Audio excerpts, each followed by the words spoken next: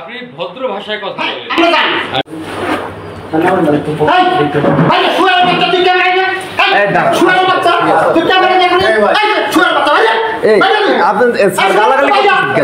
বলেন। গালাগালি করতেছেন কি বল?